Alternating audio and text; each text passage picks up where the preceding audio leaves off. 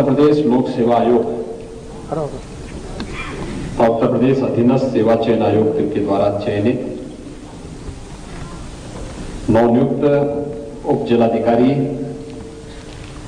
Basic शिक्षा अधिकारी, diet प्रवक्ता, समीक्षा अधिकारी, सहायक अभियंता सिंचाई विभाग, ज्येष्ठ गन्ना विकास निरीक्षक, गन्ना पर्यवेक्षक, आशुलिपिक सिंचाई विभाग, यानी 8 अलग अलग कैटेगरी से जुड़े हुए इन अधिकारियों के नियुक्ति पत्र वितरण के आज के इस कार्यक्रम में मंच पर उपस्थित प्रदेश सरकार में मेरे वरिष्ठ सहयोगी मंत्रीगण, जल शक्ति मंत्री डॉक्टर महेंद्र सिंह जी, गन्ना और चीनी विकास विभाग के मंत्री श्री सुरेश राणा जी, बेसिक शिक्षा विभाग के मंत्री श्री डॉक्टर सतीश द्विवेदी जी, जल शक्ति विभाग के राज्य मंत्री श्री बलदेव सिंह मोलक जी, दिनेश खटीक जी, प्रदेश के मुख्य सचिव श्री आर के तिवारी जी, अपर मुख्य सचिव सचिवालय प्रशासन से हेमंत राव जी, प्रदेश शासन से जुड़े हुए सभी वरिष्ठ प्रशासनिक अधिकारीगण और नव चयनित सभी उत्तर प्रदेश लोक सेवा आयोग और अधीनस्थ सेवा चयन आयोग से जुड़े हुए सभी अधिकारीगण और उपस्थित भाइयों बहनों, मैं सबसे पहले उत्तर प्रदेश राज्य शासन की सेवा में नियुक्ति पत्र प्राप्त होने के साथ ही आप सबको जोड़ने का सौभाग्य प्राप्त हो रहा है और यह अवसर मुझे प्राप्त हुआ है कि मैं इस नियुक्ति पत्र के साथ आपके साथ संवाद बनाऊं। मैं इस अवसर पर आप सबको चयन के लिए हृदय से बधाई देता हूं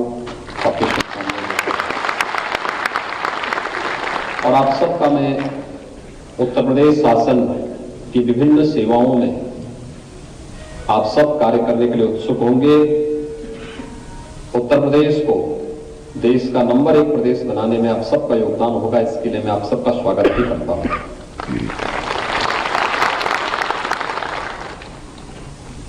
मेरे लिए प्रसन्नता का विषय है कि प्रदेश की हमारी उत्तर प्रदेश की टीम ने पिछले 5 वर्ष के दौरान उत्तर प्रदेश के बारे में देश और दुनिया की जो धारणाएं थी उन धारणाओं को बदलने में अपने परिश्रम से, अपने पुरुषार्थ से उसको बहुत कुछ बदला है। बहुत सारे क्षेत्रों में परिवर्तन ला करके दिखाया है और मेरा यह मानना है सुशासन के लक्ष्य को प्राप्त करने के लिए केवल सरकार बदल देने से ही मात्र कार्य नहीं होने वाला है, बल्कि पूरी प्रशासनिक मशीनरी में भी जब तक अच्छे लोगों का चयन नहीं होगा, अच्छे लोगों के चयन, उनके प्रशिक्षण और उनको कार्य करने का एक सकारात्मक माहौल जब तक नहीं मिलेगा, तब तक हम सुशासन के लक्ष्य को प्राप्त नहीं कर सकते। और मुझे प्रसन्नता है कि पिछले 5 वर्ष के दौरान हम लोगों ने इस पूरी प्रक्रिया में आमूलचूल परिवर्तन करते हुए उत्तर प्रदेश लोक सेवा आयोग हो, उत्तर प्रदेश अधीनस्थ सेवा चयन आयोग हो, उत्तर प्रदेश उच्चतर शिक्षा चयन आयोग, उत्तर प्रदेश माध्यमिक शिक्षा चयन आयोग, बेसिक शिक्षा भर्ती बोर्ड, पुलिस भर्ती बोर्ड या अन्य विभिन्न प्रकार की नियुक्ति से जुड़ी हुई उन सभी प्रक्रियाओं को पूरी पारदर्शी और ईमानदारी के साथ प्रदेश के अंदर चयन की प्रक्रिया को आगे बढ़ाया। न केवल चयन की प्रक्रिया को, बल्कि उतना ही ध्यान चयनित अभ्यर्थियों के प्रशिक्षण को भी ध्यान में रख करके किया गया और फिर चयनित अभ्यर्थियों को एक सकारात्मक माहौल कार्य करने का, बिना भय के, बिना राजनीतिक दबाव के, प्रदेश की जनता के हित के लिए जो उत्तर प्रदेश प्रशासनिक प्रशिक्षण संस्थान का ध्येय वाक्य है, और ध्येय वाक्य के कामये दुख तप्तानाम प्राणी नामार्थ नाशनम के उस भाव के साथ हर व्यक्ति कार्य कर सके, उस प्रकार का एक वातावरण जो दिया गया, आज उसका परिणाम हम सबके सामने है। ये वही उत्तर प्रदेश है जिस उत्तर प्रदेश में एक भय का माहौल होता था, अराजकता, दंगा, भर्ती की प्रक्रिया कोई प्रारंभ होती थी तो महाभारत के सभी रिश्ते बाहर आकर के वसूली में निकल पड़ते थे। मुझे याद है 2014-15 में आज हम यहां पर उप जिलाधिकारी के 58 अभ्यर्थियों को नियुक्ति पत्र प्रदान कर रहे हैं, और उस समय 86 एसडीएम की नियुक्ति निकली थी। मेरे पास एक सज्जन आए थे, मैंने उनसे पूछा, मैंने कहा लड़का क्या कर रहा है? उन्होंने कहा मेरा लड़के का इस बार एसडीएम में चयन हो जाएगा। मैंने कहा क्या आपका लड़का इतना योग्य है? उन्होंने कहा योग्य नहीं, मैंने 62 लाख रुपए दे दिए हैं। मैंने कहा 62 लाख रुपए में तो दहेज से तो कुछ काम लड़की की शादी लोग करते थे, मैं सुनता था, लेकिन दहेज देकर के नौकरी मिलती हो ये पहली बार मैं सुन रहा हूं। मैंने कहा पैसा किसको आप दिए हैं? कहा साहब लोक सेवा आयोग में सब चल रहा है। और उस समय 42 से लेकर के 62 लाख रुपए, 60 लाख रुपए, 65 लाख रुपए देकर के एसडीएम की नियुक्ति की प्रक्रिया चल रही थी। सीबीआई की इंक्वायरी जिसके भी चल रही है। कितना बदनाम हुआ था उत्तर प्रदेश लोक सेवा आयोग, और कौन सा आयोग ऐसा था उत्तर प्रदेश के अंदर जो बदनाम न हुआ उस कालखंड में? योग्यता को अनादर होता था, या जो योग्य थे भी उनसे भी नियुक्ति के नाम पर पैसा लिया जाता था। ये केवल लोक सेवा आयोग ही नहीं था, उत्तर प्रदेश पुलिस में भी ऐसे होता था, अधीनस्थ सेवा चयन आयोग में भी ऐसे होता था, और नियुक्ति में भी पैसा चलता था, यानी चयन की प्रक्रिया में भी। और फिर जब ट्रांसफर पोस्टिंग तो उत्तर प्रदेश के अंदर ऐसे होता था जैसे ताश के पत्ते फेंटे जा रहे हो, हर नियुक्ति में पैसा लिया जाता था। आज मैं इस बात को कह सकता हूं, हमें इसके लिए बहुत सख्ती के साथ कदम उठाने पड़े, बहुत सारे लोगों को नाराज भी करना पड़ा, लेकिन अगर हमें रिजल्ट देना है तो कुछ लोगों की नाराजगी की परवाह के बगैर उत्तर प्रदेश की 25 करोड़ जनता के हित में जो होगा, हमने वह कदम उठाया है। और जब 5 वर्ष का कार्यकाल सरकार का पूरा हो रहा है, मुझे प्रसन्नता है कि हमने पूरी ईमानदारी के साथ, पूरी प्रतिबद्धता के साथ, जिस संकल्प के साथ हम लोग आए थे, उस संकल्प के साथ सुशासन के उन लक्ष्यों को प्राप्त करने के लिए जो कदम दर कदम बढ़ाए हैं, आज उसके परिणाम उत्तर प्रदेश के अंदर चल रही गतिविधियां और देश और दुनिया के अंदर उत्तर प्रदेश के अंदर बदली हुई धारणाओं के माध्यम से हम देख और समझ सकते हैं। उत्तर प्रदेश आबादी के अनुसार सबसे बड़ा राज्य था, लेकिन इकोनॉमी की बात जब होती है कि उत्तर प्रदेश 6 नंबर की इकोनॉमी। आज पिछले 5 वर्ष के दौरान ईमानदारी से कहें तो उत्तर प्रदेश में हम लोगों को 3.25 वर्ष ही काम करने का मौका मिला है। पिछले 1.5-2 वर्ष से तो कोरोना जिस तरीके से पूरी व्यवस्था को बाधित किया हुआ, दुनिया की बड़ी बड़ी ताकतें उसके सामने पस्त हो गई, लेकिन इन 3-3.5 वर्षों के साथ साथ कोरोना कालखंड के अंदर भी जो कार्य किया गया, आज परिणाम है उत्तर प्रदेश देश की नंबर 2 की अर्थव्यवस्था बनने की ओर अग्रसर है। यही उत्तर प्रदेश था। कोई निवेशक नहीं आना चाहता था क्योंकि सबको भय था, पूंजी भी डूबेगी और स्वयं की सुरक्षा भी खतरे में पड़ेगी। आज उत्तर प्रदेश की कानून व्यवस्था देश के अंदर एक नजीर बनी हुई है। हर व्यक्ति बोलता उत्तर प्रदेश में कोई दंगा नहीं हो रहा है, उत्तर प्रदेश में कोई अराजकता नहीं है, उत्तर प्रदेश में जो बड़े बड़े माफिया सत्ता का संचालन करते थे आज ये सभी मारे मारे फिर रहे हैं। आखिर ऐसा क्या हो गया उत्तर प्रदेश में? रिफॉर्म किए गए, उस प्रकार की नीतियां बनाई गई आज परिणाम है उत्तर प्रदेश देश के अंदर ईज ऑफ डूइंग बिजनेस में नंबर 2 में, यानी जो आज से 5 साल पहले नंबर 14 पर था, आज नंबर 2 पर आ गया। यानी कोई भी निवेशक देश और दुनिया का होगा तो वह जब भी निवेश करने का इच्छुक होगा तो देश के अंदर 3 ऐसे राज्यों का चयन करेगा जहां उसको उचित माहौल मिलेगा, सुरक्षा का बेहतर वातावरण मिलेगा, भ्रष्टाचार मुक्त व्यवस्था मिलेगी, वहां वह निवेश करेगा। ये निवेश केवल निवेश नहीं होता है, ये विकास के साथ जुड़ता है, ये रोजगार के साथ जुड़ता है, इकोनॉमी को एक नया बूम देता है, अर्थव्यवस्था तेजी के साथ अग्रसर होती है, आगे बढ़ती है, नए नए अवसर आगे बढ़ते हैं। आज उत्तर प्रदेश के अंदर देश और दुनिया का कोई भी निवेशक की पहली पसंद में से होता है तो टॉप 3 राज्य अगर चयन की प्रक्रिया में होते हैं तो उत्तर प्रदेश उसमें से एक होता है। ये उत्तर प्रदेश की उपलब्धियां हैं जो पिछले 5 वर्ष के अंदर यहां पर की गई। यहां की प्रति व्यक्ति आय में हुई दुगनी वृद्धि, प्रदेश के अंदर ईज ऑफ लिविंग को बेहतर बनाने और भारत सरकार के द्वारा दिए गए पैरामीटर पर जो भारत सरकार की विभिन्न योजनाएं हैं, उत्तर प्रदेश पहले कहां था? किसी भी योजना में, पीएम स्टैंडअप की योजना में, पीएम स्टार्टअप की योजना में, प्रधानमंत्री जीवन सुरक्षा योजना में, प्रधानमंत्री मुद्रा योजना में, प्रधानमंत्री आवास योजना में, प्रधानमंत्री स्वच्छ भारत मिशन में, प्रधानमंत्री आयुष्मान भारत में, प्रधानमंत्री सौभाग्य योजना में, प्रधानमंत्री उज्ज्वला योजना में, ये कोई भी योजना में उत्तर प्रदेश का स्थान 15 के बाद लगता था। 15, 20, 25, 30, 35 और कुछ मत ऐसा होता था नंबर सबसे पीछे नंबर पर उत्तर प्रदेश होता था।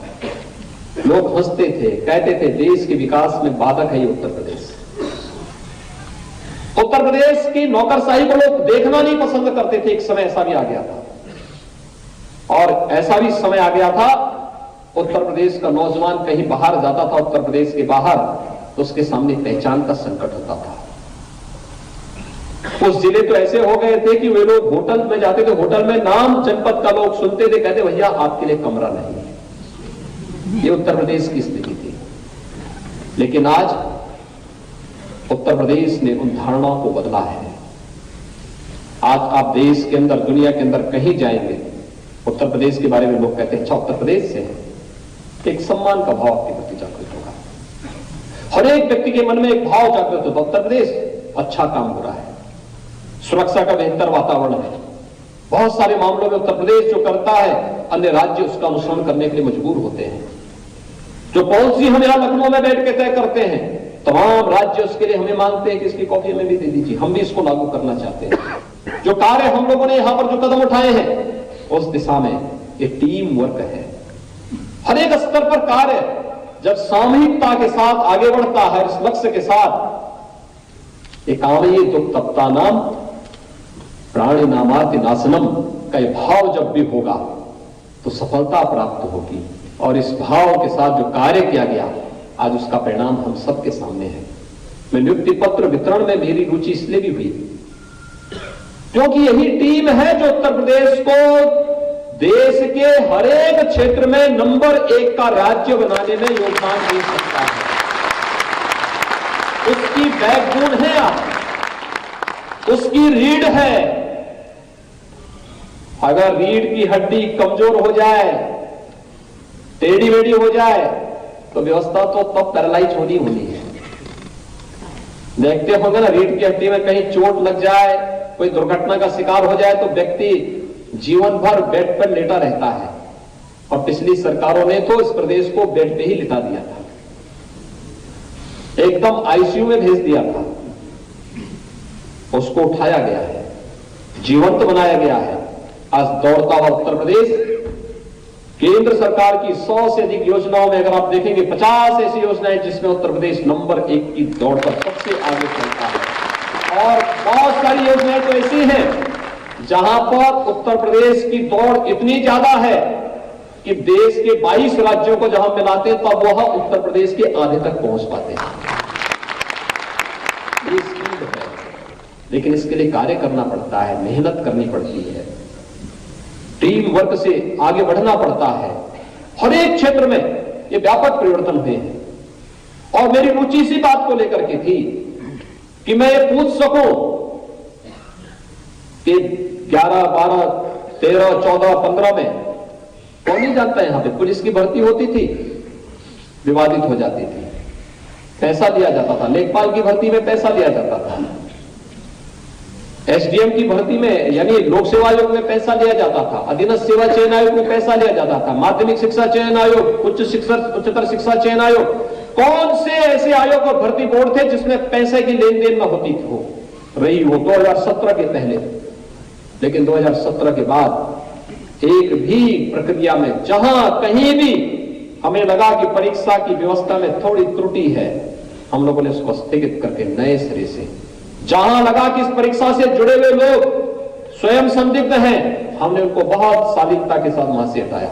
जहां लगा कि नहीं, बेईमानी और भ्रष्टाचार इनका जीन्स का हिस्सा है, वहां हमने उसको कहा कि चलो तुम जेल की यात्रा करो, चयन की प्रक्रिया दूसरी टीम करेगी। और उनको बहुत मजबूती के साथ, बहुत सख्ती के साथ जेल भेजने में भी कोई कोताही नहीं बनती। ये शक्ति, ये ईमानदारी, ये पारदर्शिता इसलिए जिससे सुशासन के लक्ष्य को प्राप्त करने में किसी प्रकार की बाधा न हो, किसी प्रकार की बाधा न हो। और हमने इसीलिए चरणबद्ध तरीके से इन कार्यक्रमों को आगे बढ़ाया। आज मुझे प्रसन्नता है यहां पर उप जिलाधिकारी के 58, बेसिक शिक्षा अधिकारी के 34, डायट प्रवक्ता के 43, समीक्षा अधिकारी के 173, बहुत सारे लोग चयन होता है। कुछ लोग ऐसे भी होते हैं अपने बैच के टॉपर हो जाते हैं, लेकिन पहले ही 4-5 वर्षों में ऐसे लुढ़कते हैं कि बाद में फुटबॉल बन जाते हैं। और फिर वह जिनको एक ऊंचे पद पर होना चाहिए एक समय पर, एक समय में नहीं हो पाता है। असमय उनको हमें जबरन रिटायर करना होता है, बर्खास्त करना होता है, सेवा से मुक्त करना होता है। जिसको सम्मानजनक पद पे होना चाहिए वो अपनी कार्य पद्धति और अपने भ्रष्टाचार के कृत्यों के कारण उसको जेल के अंदर जाना होता है। यानी ये चीजें आपको तय करना होता है। आप अपने कैरियर की सफलता की उन ऊंचाइयों तक पहुंच करके जनता की दुआओं को अपने साथ लेकर के अपनी पीढ़ी को उस पुण्य के साथ जोड़ना चाहते हैं, या भ्रष्टाचार और बेईमानी को अंगीकार करके अपने कैरियर और अपने आने वाली अपनी पीढ़ी के साथ अन्याय करना चाहते हैं। ये व्यक्ति पे निर्भर करता है। अच्छा करेंगे, अच्छा परिणाम मिलेगा, बुरा करेंगे, उसके पाप से कोई बचा नहीं सकता है। याद रखना, परमात्मा की दृष्टि और उसकी सृष्टि बड़ी महान होती है, उससे कोई बच नहीं। अच्छा करेगा, परिणाम से कोई उसको रोक नहीं सकता। बुरा करेगा, एक न एक दिन कब्जे में जरूर आ जाएगा। और फिर जब दुर्गति शुरू होती है, आपने देखा होगा अच्छे अच्छे सुरमा कैसे लुढ़कते हुए जाते हैं। इसलिए अच्छा कार्य करिए, अच्छा परिणाम दीजिए, बेहतर करने का प्रयास करिए, कल के लिए मत टालिए, तकनीक को अपनाइए। इस जो जिन जिन क्षेत्रों में चयन हुआ है, इस प्रत्येक क्षेत्र में बहुत अच्छा कार्य हुआ है, अच्छा कार्य हुआ है। हर एक फील्ड में लोगों ने बहुत अच्छा काम किया है। राजस्व विभाग में हमारे जो एसडीएम चयनित होंगे, एक लंबी प्रक्रिया इनकी होती है। राजस्व के साथ जुड़ते हुए, प्रशासनिक व्यवस्था के साथ जुड़ते हुए, प्रदेश के अंदर कानून व्यवस्था को बनाए रखने के लिए, एक गरीब से जुड़ी हुई समस्या का समाधान करने के लिए, प्रदेश के इंफ्रास्ट्रक्चर के डेवलपमेंट के लिए, लैंड एक्विजिशन से जुड़ी हुई समस्या, आम जन से जुड़ी हुई समस्या का समाधान करने के लिए बहुत बेहतरीन कार्य कर सकते हैं। बेसिक शिक्षा अधिकारी कितना बेहतरीन कार्य कर सकते हैं। बेसिक शिक्षा परिषद शिक्षा की आधारशिला है। बेसिक शिक्षा यहां पर 2017 के पहले बंजर होती ही जा रही है, स्कूल बंद हो रहे थे। हम लोगों ने उस समय एक योजना चलाई थी, और वह योजना भी कहीं और से नहीं आई थी, मेरे कार्यालय में ही मेरा स्पेशल सेक्रेटरी था। उसने जिलाधिकारी रहते हुए एक जनपद में एक योजना चलाई थी ऑपरेशन कायाकल्प। उसने एक बार दिन मेरे सामने प्रेजेंटेशन प्रस्तुत किया। उसने कहा मैंने एक विद्यालय का चयन किया और इसका नाम ऑपरेशन कायाकल्प रखा। तो मैंने कहा क्या इसमें किया गया? उसने कहा जन सहभागिता से। आप आश्चर्य करेंगे, ऑपरेशन कायाकल्प 2017 के पहले बेसिक शिक्षा परिषद का कोई सौभाग्यशाली विद्यालय ही रहा होगा जिसके ऊपर पेड़ न जमे हो, जिनमें काई न लगी रही हो, बड़े बड़े घास न उगते रहे हो। 2017 के बाद एक भी विद्यालय ऐसा नहीं होगा जिसमें पेड़ हो, काई हो या फिर घास जमे हो। आज 1,30,000 विद्यालय हमारे पास बेसिक शिक्षा परिषद के ऐसे हैं जिनकी अच्छी फ्लोरिंग बन गई है, जिनमें बालक बालिकाओं के लिए सेपरेट टॉयलेट है, पेयजल की व्यवस्था है और अधिकतर में स्मार्ट क्लास भी है और लाइब्रेरी भी है। ज्यादातर जन सहभागिता, किसी को किसी विधायक ने, किसी को किसी सांसद ने, कहीं पर किसी बेसिक शिक्षा अधिकारी ने, किसी उप जिलाधिकारी ने, किसी जिलाधिकारी ने, किसी एडिशनल एसपी ने, किसी पुलिस अधीक्षक ने गोद लेकर के उन विद्यालयों को कायाकल्प के साथ जोड़ा। ये सब बुनियादी सुविधाएं दी। बच्चों को यूनिफॉर्म सरकार ने दिया। हमने यूनिफॉर्म दिया, बैग दिया, बुक्स दी, स्वेटर दिया, सॉक्स और शूज दिए। 2017 के पहले 60% बच्चे बेसिक शिक्षा परिषद के ऐसे थे जो नंगे पैर स्कूल आते थे और उसमें भी बालिकाओं का प्रतिशत 75 से 80% बालिकाएं ऐसी थी जो नंगे पैर स्कूल आती थी। आज मैं कह सकता हूं हर बालिका जो शासन ने उसको पहनने के लिए जूते दिए, जूता पहन करके आती है, वह बालिका भी आती है, वो भी कहती मैं भारत की बेटी, मैं भी भारत की बेटी हूं। उसका भी अधिकार बनता है और उसको पहनने के लिए अच्छा यूनिफॉर्म दिया गया, जूते मोजे दिए गए, स्वेटर, इस सर्दी में स्वेटर के लिए पैसा उपलब्ध करवाया गया। आज वे बच्चे भी अच्छा पहन सकते हैं, अच्छा सीख सकते हैं, अच्छा जान सकते हैं। आप अनुमान कर सकते हैं कि 3.5 वर्ष का एक कार्यकाल, जिसमें 5 वर्ष का एक कार्यकाल, जिसमें 1.5 साल से ज्यादा तो केवल कोरोना ने खा गया। ये जो बाकी कार्यकाल था, इसमें 50 लाख बच्चे बेसिक शिक्षा परिषद के स्कूलों में बढ़े हैं। प्रयास किया गया तो ये संभव था, नहीं तो अगर हम भी पिछले ढर्रे पे चलते तो अब तक बेसिक शिक्षा परिषद के विद्यालयों में ताले लटकते। 1,25,000 शिक्षकों का चयन हुआ। इस प्रक्रिया को, इसमें पारदर्शिता लाना बेसिक शिक्षा अधिकारियों का दायित्व बनता है। अच्छा प्रशिक्षण हो, डाइट प्रवक्ता इसके साथ जुड़ सकते हैं। अच्छा प्रशिक्षण जितना बेहतरीन होगा उतना और बेहतर होगा। ऐसे ही समीक्षा अधिकारियों का कार्य है। अपने सचिवालय की व्यवस्था के साथ जुड़ करके आप बेहतरीन कार्य कर सकते हैं।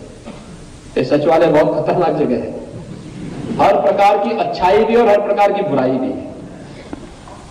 और इसलिए जितनी अच्छी प्रक्रिया के साथ, क्योंकि जो डिग्री आपकी है, जिस प्रकार की योग्यता है, बहुत कुछ कर सकते हैं। टेक्नोलॉजी के साथ जोड़ सकते हैं, पूरी व्यवस्था को बेहतरीन कर सकते हैं हर एक क्षेत्र में। आप युवा हैं, बहुत कुछ आपके पास करने के लिए सामर्थ्य है। देश और दुनिया में कहां क्या कुछ हो रहा है इसको देख सकते हैं। सिंचाई विभाग आज कितना बेहतरीन तरीके से चल रहा है। अभी प्रधानमंत्री जी ने एक राष्ट्रीय परियोजना का लोकार्पण किया है, सरयू नहर राष्ट्रीय परियोजना का। कब बनी थी? 1972 में। उस दिन प्रधानमंत्री जी आए थे और जब प्रधानमंत्री जी के सामने प्रेजेंटेशन हो रहा था, मुझे मंच पे मैं रोक नहीं पाया। मैंने प्रधानमंत्री जी को कहा, मैंने कहा जिस समय इस परियोजना को नीति आयोग ने स्वीकृति दी थी उसी वर्ष मेरा जन्म हुआ था। यानी 1972 में मेरा जन्म हुआ और 1972 में वह परियोजना बनी थी और बनते बनते थक सी गई थी। लोग छोड़ दिए थे। 100 करोड़ में योजना को पूरा होना था, नहीं, लोगों ने छोड़ दिया। 14 लाख हेक्टेयर भूमि को सिंचाई की सुविधा दे रही हो परियोजना आज। बहराइच से लेकर बहराइच, गोंडा, बलरामपुर, श्रावस्ती, सिद्धार्थनगर, बस्ती, संत कबीरनगर, महाराजगंज, गोरखपुर, इन 9 जनपदों को हमने उस योजना को समयबद्ध ढंग से आगे बढ़ा के पूरा किया। संवाद, अंतर विभागीय समन्वय, कोई एक योजना एक विभाग की नहीं होगी, सभी विभाग मिलकर के कार्य करेंगे और उन कार्यों को वहां पे किया गया। गन्ना विभाग ने कितना बेहतरीन कार्य किया। कोरोना कालखंड में भी सभी चीनी मिलें चलाई गई। 119 चीनी मिलें लोग देख रहे थे। महाराष्ट्र के अंदर आधी चीनी मिलें बंद हो गई, और भी राज्यों में बंद हो गई। ब्राजील में चीनी मिलें सब बंद हो गई कोरोना के कारण। हमने कहा चीनी मिलें बंद नहीं करेंगे, कोरोना हेल्प डेस्क बनाएंगे, कोरोना केयर सेंटर बनाएंगे, वैक्सीन वहां पे वैक्सीनेशन सेंटर खोलेंगे, टेस्टिंग की व्यवस्था रहेगी, इंफ्रारेड थर्मामीटर लेकर के हमारे लोग रहेंगे, पीपी किट पहन करके जांच कर लेंगे, लेकिन किसान को परेशान नहीं होने देंगे। चीनी मिलें चलाई गई, बेहतरीन तरीके से चल रही है, हर एक स्तर पर उसका प्रयास किया गया। इथेनॉल एक नई क्रांति ला रहा है। जो पैसा अब तक 8 लाख करोड़ रुपए भारत भेजता है पेट्रोल और डीजल के नाम पर दुनिया की खाड़ी के देशों में, अब ये डीजल हमारे चीनी मिले इथेनॉल प्लांट के माध्यम से ही उगलेंगी और ये पैसा हमारे किसान भाइयों के खातों में जाएगा, खाड़ी के देशों में नहीं, अब हमारे किसान अन्नदाता किसानों के खाते में जाएगा। गन्ना विभाग ने जो कार्य इस दिशा में किया है, बेहतरीन कार्य किया है। इस पर और भी अच्छा योगदान आप किसानों की दृष्टि से कर सकते हैं। सभी विभाग की बहुत अच्छी भूमिका, अच्छा कार्य कर सकते हैं, पब्लिक की समस्या का समाधान करने में बहुत बड़ा योगदान दे सकते हैं। और इसलिए मेरा आप सबसे आग्रह होगा, देखिए नियुक्ति के समय कभी ये मत बोलिए कि जिला बुरा है खराब है। एक नया अनुभव, हरेक नियुक्ति, हरेक जगह और हरेक पद एक नया अवसर देखता है सीखने का, जानने का और आपकी ऊर्जा से उसमें व्यापक परिवर्तन लाने का। मैं देखता हूं बहुत सारे जनपदों में हमारा जब अच्छा अधिकारी चला जाता है तो उस जनपद के बारे में जो धारणा होती है उसको लोग बदल देते हैं अपने कार्यों के माध्यम से, और बहुत सारे जनपद अच्छे माने जाते हैं, लेकिन बुरा व्यक्ति चला जाता है तो वह अपनी बुराई भी लेकर के वहां से आता है और उस जनपद को भी बुरा कर जाता है। फिर हमें सुधारने में कुछ समय लगता है। तो इसलिए अच्छा करिए, अभी से अपने कैरियर को ध्यान में रख करके लोक कल्याण के इस पद पर आगे बढ़िए, लोक कल्याण के लिए अपने आप को समर्पित करिए। सरकार आपके हितों को हर प्रकार से सुरक्षा प्रदान करेगी। पूरी प्रतिबद्धता के साथ आपको ईमानदारी से एक स्वच्छ वातावरण, सकारात्मक वातावरण, जैसे चयन की प्रक्रिया के साथ हुआ है वैसे ही कार्य करने का एक सकारात्मक वातावरण सरकार आपको देगी। आप सभी पूरी ईमानदारी के साथ उत्तर प्रदेश को देश के नंबर 1 राज्य के रूप में स्थापित करने के इस पूरे अभियान का हिस्सा बनिए। इसके लिए मैं आप सबका अभिनंदन करता हूं। सभी चयनित अभ्यर्थियों का मैं इस अवसर पर हृदय से स्वागत करता हूं। आपके अभिभावकों को बधाई देता हूं। लोक सेवा आयोग उत्तर प्रदेश और उत्तर प्रदेश अधीनस्थ सेवा चयन आयोग को धन्यवाद देता हूं कि उन्होंने समयबद्ध ढंग से इस प्रक्रिया को आगे बढ़ा करके जो तेजी लाई है वह स्वागत योग्य है, अभिनंदनीय है, और मैं विश्वास व्यक्त करूंगा कि उसके अनुरूप ही आप भी अपना परिणाम देंगे। आप सबके प्रति मेरी शुभकामनाएं। धन्यवाद। जय हिंद। बहुत बहुत